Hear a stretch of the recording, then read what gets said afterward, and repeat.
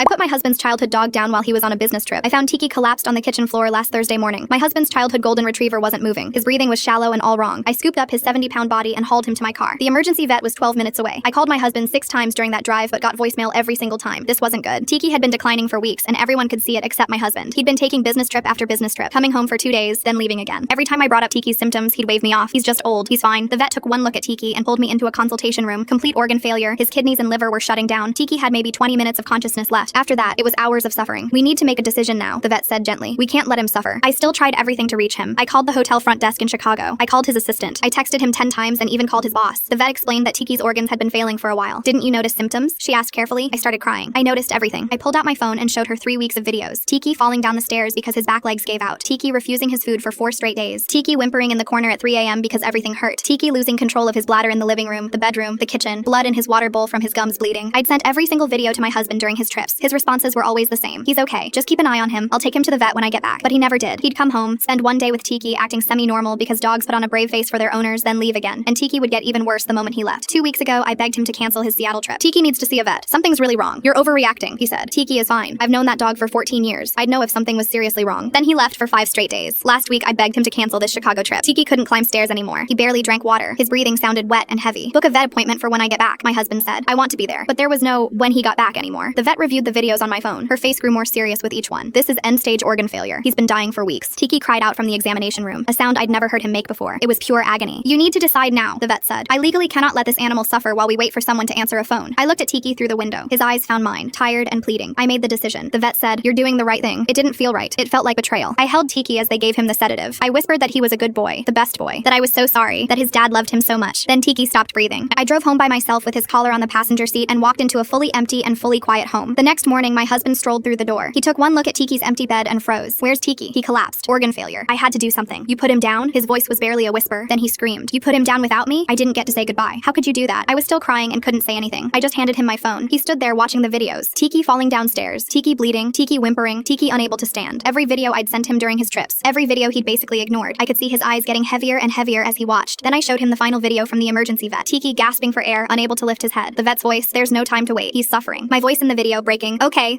we'll do it. My husband's anger collapsed into something much worse. He dropped to his knees. The phone fell from his hands. He grabbed Tiki's collar from the table and clutched it to his chest. He sobbed, not crying, sobbing, the kind that comes from somewhere deep and irreparable. I left him, he choked out. I kept leaving him. We sat on the floor for an hour. Finally, he spoke. I knew he was dying. I knew. His voice was hollow. Tiki was the last thing I had from my parents, the last physical piece of them. When they died, he was all I had left that remembered them. He looked at me with devastated red eyes. I couldn't watch him die, so I kept leaving. If I wasn't there, it wasn't real yet, you know. And now he died alone because I'm a coward. He wasn't angry at me anymore. He was destroyed by himself.